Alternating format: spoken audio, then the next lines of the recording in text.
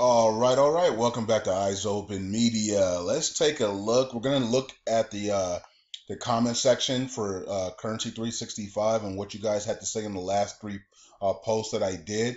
We're gonna go into that, like I said that I was gonna do on. If you watched the 365 video, what was that video about? That was a video about the international bonds that Iraq's about to do probably by the end of the month, early August. They plan on launching international bonds, and so we need to see a new rate, right? We need to see a new rate. You can't launch international bonds. The last ones failed for a reason because they're on program rate, and no one would. Basically that's illegal. I mean, who's on a program rate launching international bonds under Article 8, not even Article 8 and under Chapter 7 restrictions? Like nobody, right? So the fact that they're about to launch these international bonds and these ones are going to be successful tells us that we could also see a change in rate and a removal of Chapter 7 and an Article 8 compliance. Okay, and this also that you guys are looking at makes sense because this makes sense right here. Masood Haider says that warns that the IMF stopped supporting Iraq because of the supplementary budget. There you go. You have to open the budget. And so they have this supplementary budget that is different than a normal federal budget. And this budget, they got new numbers in it, probably has the rider and all the other things, the new math, the new oil rates, the new numbers, the new numbers for rate, most likely, hopefully, we pray, right? So this is the budget the IMF wants them to open, to change the budget. The federal budget that in budget law that they passed doesn't have, all the things that we're looking for. They just have the normal things. This supplementary budget has new mathematical numbers in it, and this is the one the IMF wants for them to open to the world. And guess what? The IMF says we're not going to support you until you open this. So that tells you Alok was right. Alok said that he's not getting a dime going into the meetings if he doesn't launch the economic reforms. And the economic reforms is launching the budget or the supplementary budget into the reality, which releases launches also the private sector and releases a new rate for capital flow of movement and things of that nature. So things are getting to a point here where we're gonna be looking very, very closely at the CBI, and the whole world's looking at the CBI right now. Alok's under a lot of pressure, okay, but I'm pretty sure he wants this over with immediately. So he's gotta, let's see if they launch this budget. And if they launch and open this budget, then it's going to change a lot of things in Iraq. Okay, so it's good that the IMF is saying that they're not going to support them until this budget is open. So open it up and get to the meetings. So it says here that Haider Tuesday about the existence of a requirement. Yes, it is a requirement to open your budget, Iraq. It's part of your constitution. How about that? Golly. I mean, it's in their constitution to open their budgets and be part of the international world, and they don't. And they're talking about it's the IMF's fault. IMF's telling us is demanding us to do. No, it's part of your budget. I mean, it's part of your constitution. This is how corrupt they are. They're so corrupt that something that's in their constitution to do, they're saying that the IMF's forcing them to do it. No, it's in your constitution to open your budget to the world and be on a part of the international stage, Iraq. Hello. Okay. Anyways, it says here that for them to pass their supplementary budget before the end of the month. Okay, and includes the amount of the investment expenditures for the reconstruction of basic projects, liberated areas. Yeah, because we want to come in and reconstruct. We made deals, we signed deals with you guys. You got to open the budget and release a new rate, the reality rate, so we can come in and do reconstruction. I mean, it's that simple, but these people are so corrupt that they don't want to do it. Okay. It says here that expenditures for the reconstruction of basic projects, liberated areas, adding that the budget and the absence of completion in specified periods fund monetary and economic support for Iraq. It says that the Finance Committee, represented by 3 deputies, debated with the government on the supplementary budget, and they did pass the second reading. Well, they did do the second reading of the supplementary budget. I did read about that. So now they just have to vote on it. So 2 readings and a vote. Before a couple of years ago, it used to be 3 readings and a vote. Then they changed it. They put it into law that all you have to do was read it. All you have to do is do 2 readings and a vote.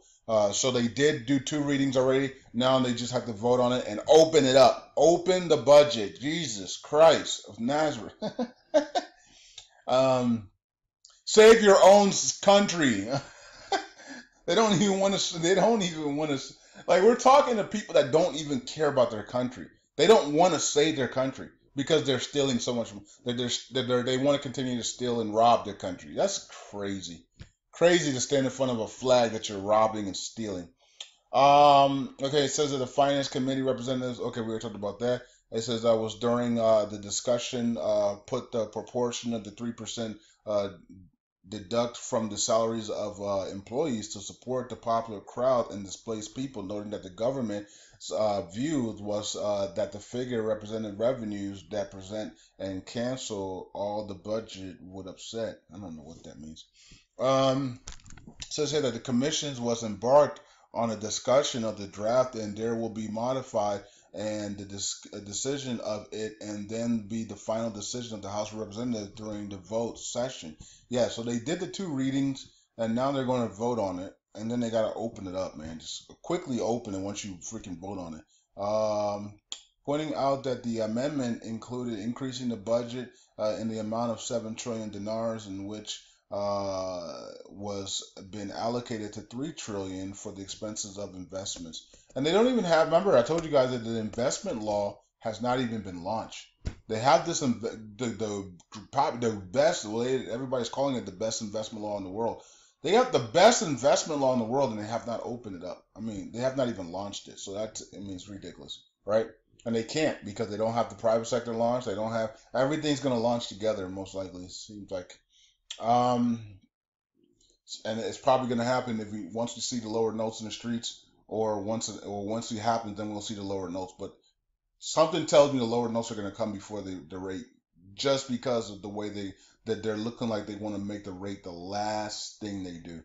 So something tells me that the lower notes are going to hit the streets before the rate change. But as soon as we see the lower notes, it's a wrap. We know that the rate's going to change.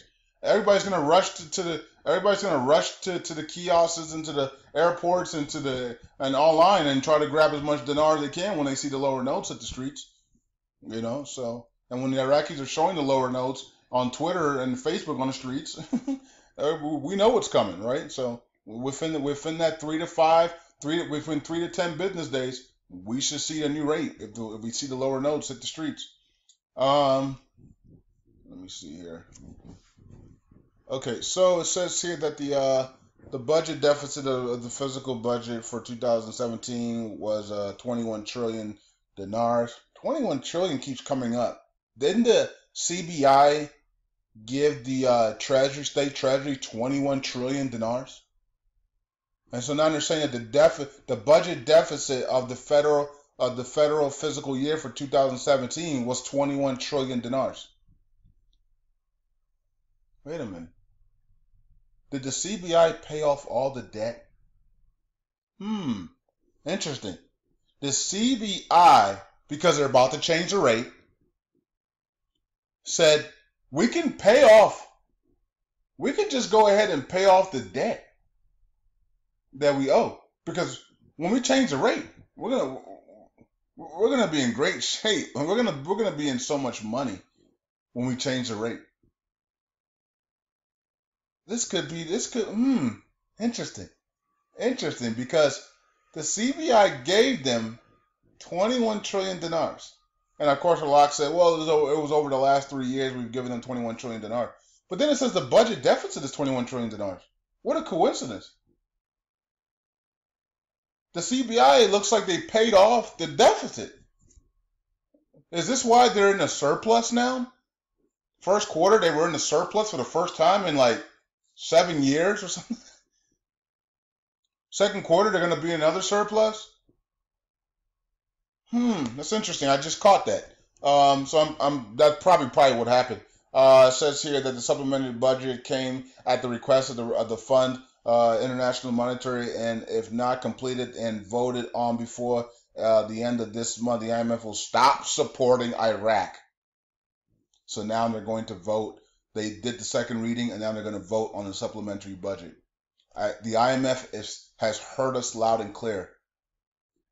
Iraq must return to the international stage with no restrictions and free capital flow now.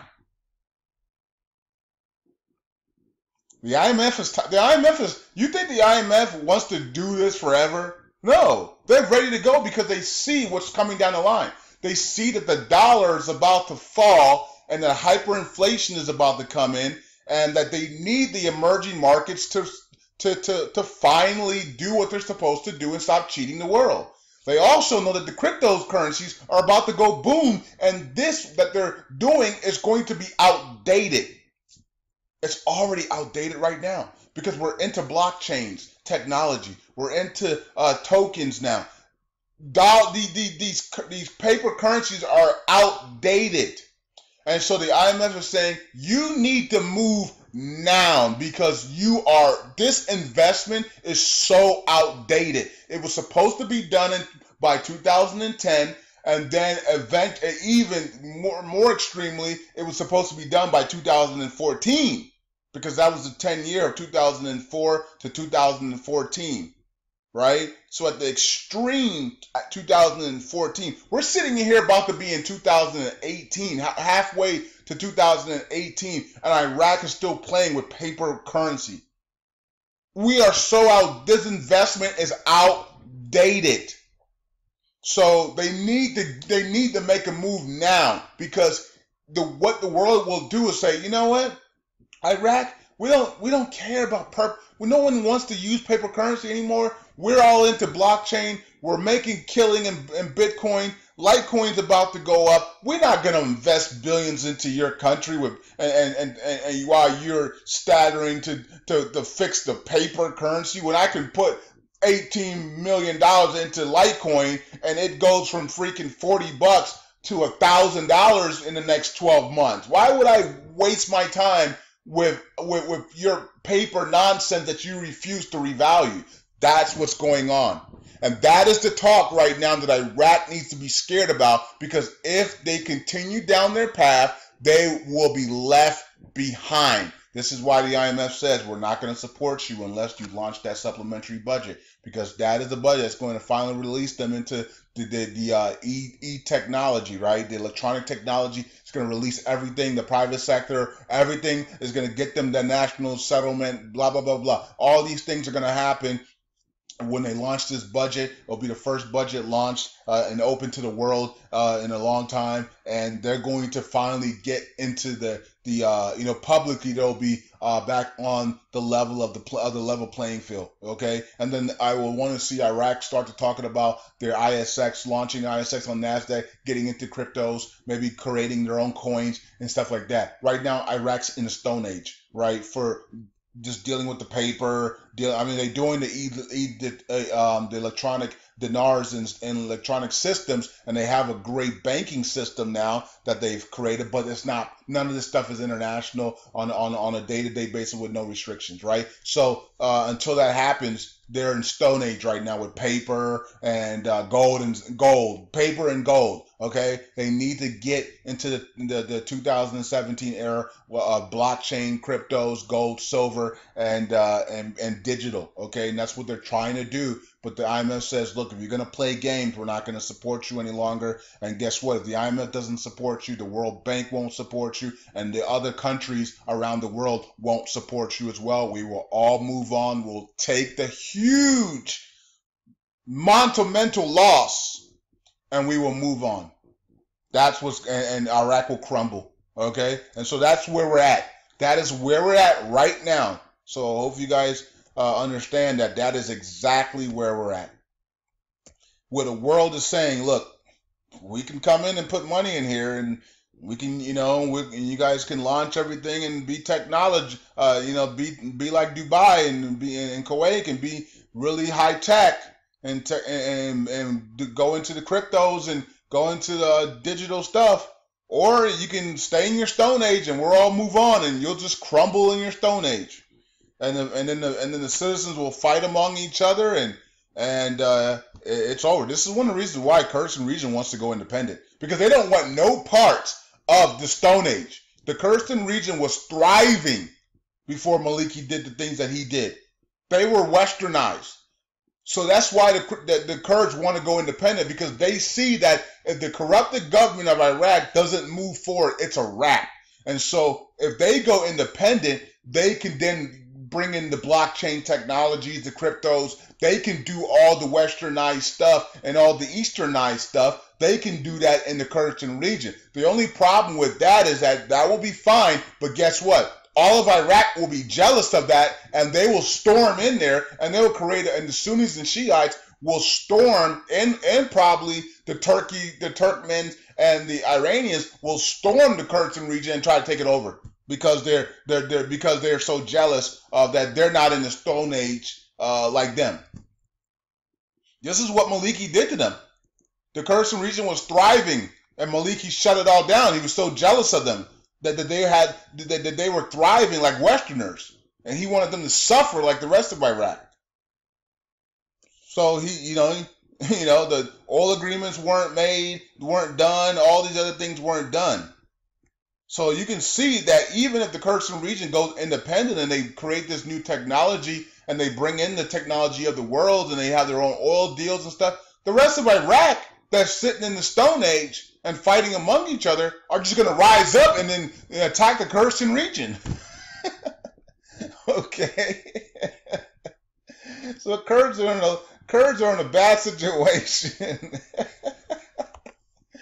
Oh man, it's crazy. Well, it's just crazy, guys and girls. It's crazy. Iraq's about to be left behind if they don't make a move.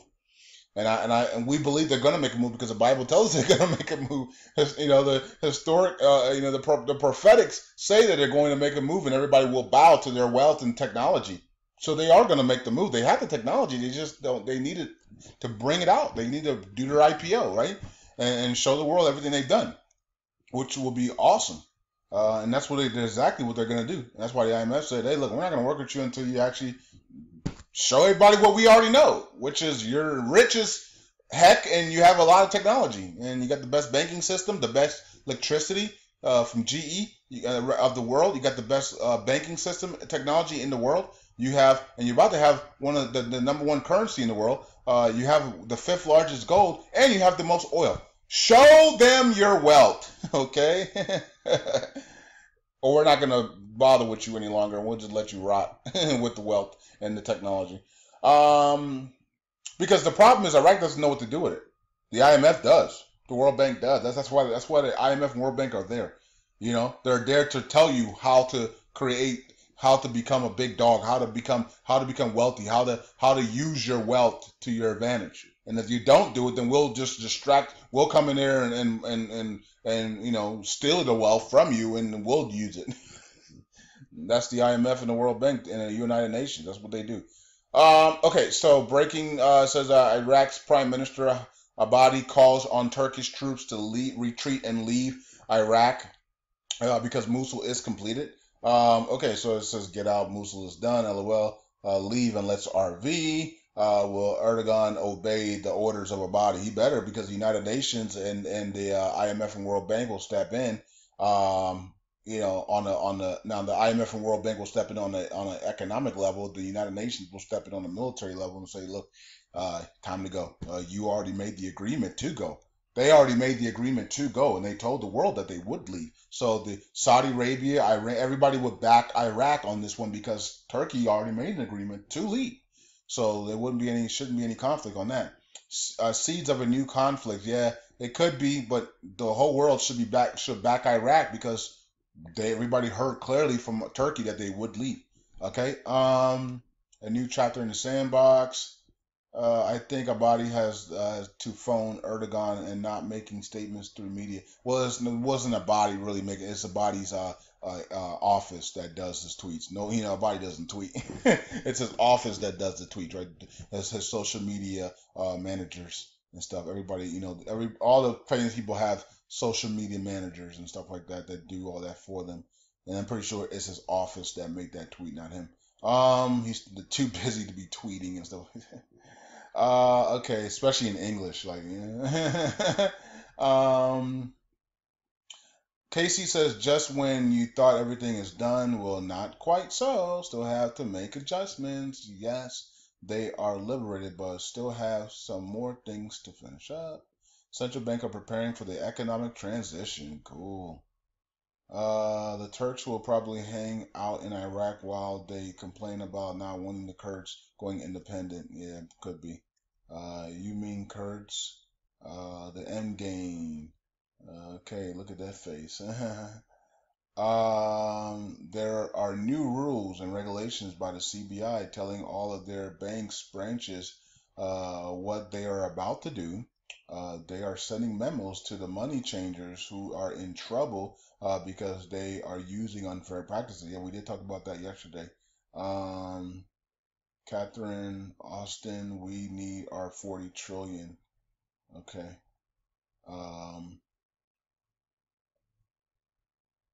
Okay, Jane, okay. I don't know what that's all about, Jane, but that was the post. I just did the post, and you just posted the same thing I just posted on the post. That was kind of weird.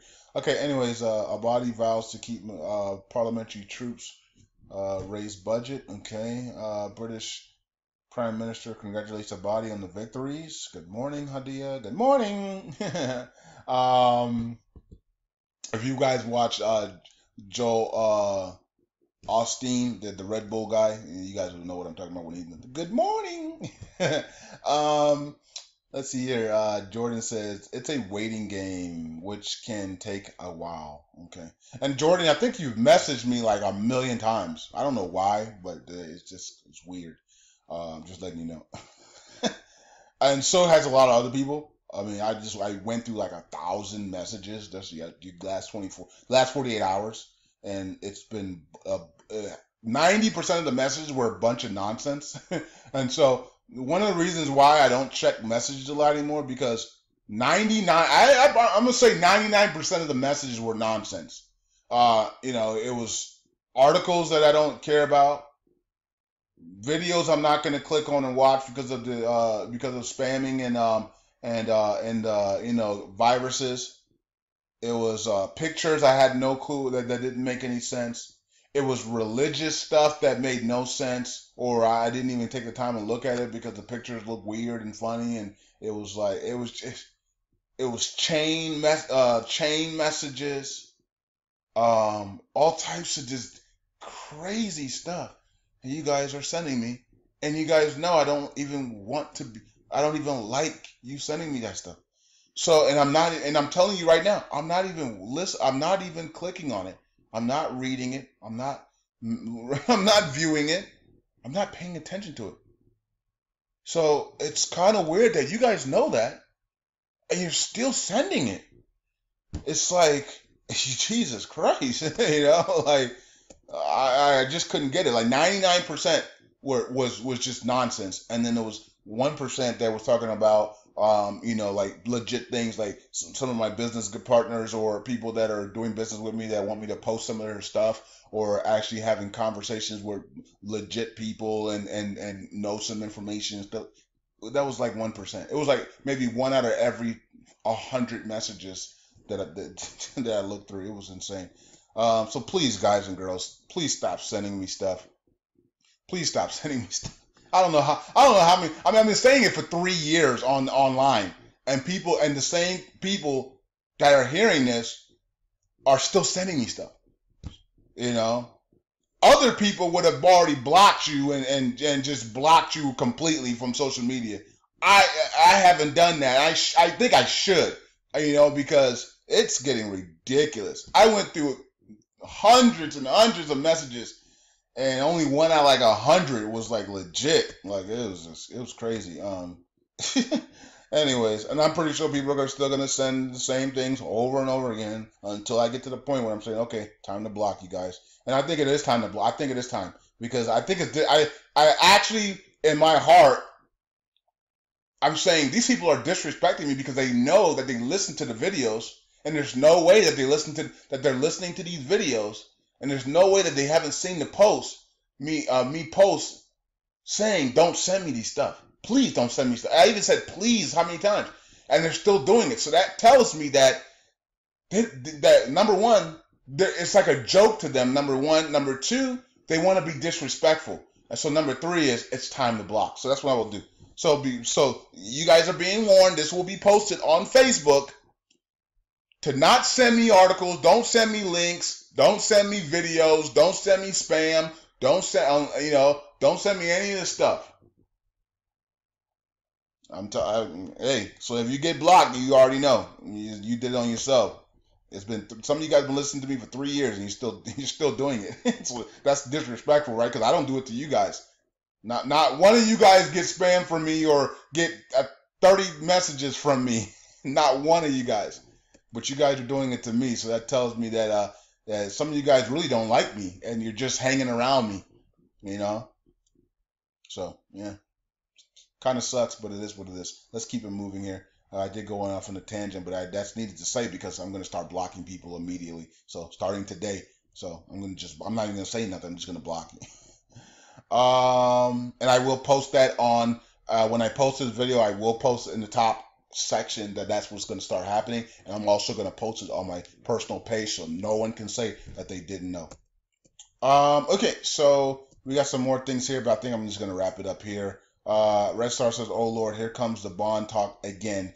Get ready, and before you act, Iraq does not need an international accepting currency to sell bonds. Well, okay, so Red Star is saying that they don't need an international accepted currency to sell bonds. Now they sold the national bonds, but for the international bonds, the last ones didn't do nothing. They couldn't even sell one, right? And that's because they're on this program rate, and who wants to buy international bonds from a country on a program rate under not even Article 8 compliance, under Chapter 7? Who wants to buy bonds from you? International bonds, right? The last ones, the national bonds only sold because they were backed by America. And the citizens were like, well, okay, it's backed by America. I guess it's good. I guess it's legit. But these ones aren't going to be backed by America. So if you're not backed by America, guess what? These ones are going to fail without a new rate. So the last ones failed. The international ones failed because they weren't backed by America and they didn't have a rate. So what do you think these ones are going to do? These ones are going to fail as well if they don't have at least a one-to-one rate and they come Article 8 compliance and come out of Chapter 7. If not, these prawns are probably going to fail again. Now, we're at the point where they have a way better chance of passing these these ones being successful because Iraq's in a new position. So yes, Red Star, they can gamble here and not change anything and try to get these international bonds out because of the success of Mosul. But it's kind of weird that anybody buying international bonds from a country that's under Chapter 7, not Article 8 compliant, and on a program rate would be ridiculous, in my opinion. But they can try to capitalize off it. Not going to say that they won't, but they could try to capitalize on it. And I wouldn't be surprised if they did not change the rate and they did capitalize on it because of the success of Mosul. So yeah, Red Star, you're right. I mean, they don't have to change. They don't have to change. They can do whatever they want, apparently that's what they're doing. Now the IMF looks like they're sick and tired of it because the IMF said they're not going to support them until they launch that supplementary budget because, I guess they're tired of Iraq doing whatever they want, and they want it to come into the international stage and for them to finally just be on the international stage with all restrictions removed and free capital flow. So yeah, let's see what happens, man. Let's see what happens. You're right. When they can do whatever they want, but we hope that they don't, right? We hope that they I actually launched a budget, launched the private sector, come into the international stage with a new rate. Okay, so that's it. I went on a tyrant a little bit there. That's fine, but because I have to, because I just went through almost hundreds and hundreds and hundreds of messages yesterday, all the way back to March, and it was a waste of time. It was like 5 messages. It was basically like 5 good messages, like legit messages, right? So yeah, and some people sent me 20 messages, like unbelievable, unbelievable, of nothing, of nothingness, right? So it's a waste of time, and I don't like when my time is wasted, because I want to be doing other things. I could be doing promotions for the faucets that I'm promoting on Facebook groups and stuff. I could be doing other things. So I'm not going to do that ever again. I'm not going to go through 1,000 messages ever again, and 99% of them be a waste of time. I'm not going to do it. I'm just gonna take the L if anything was good in there and keep it moving. Okay. So yeah, that's it. Talk to you guys later. Peace out. Eyes open. Bye.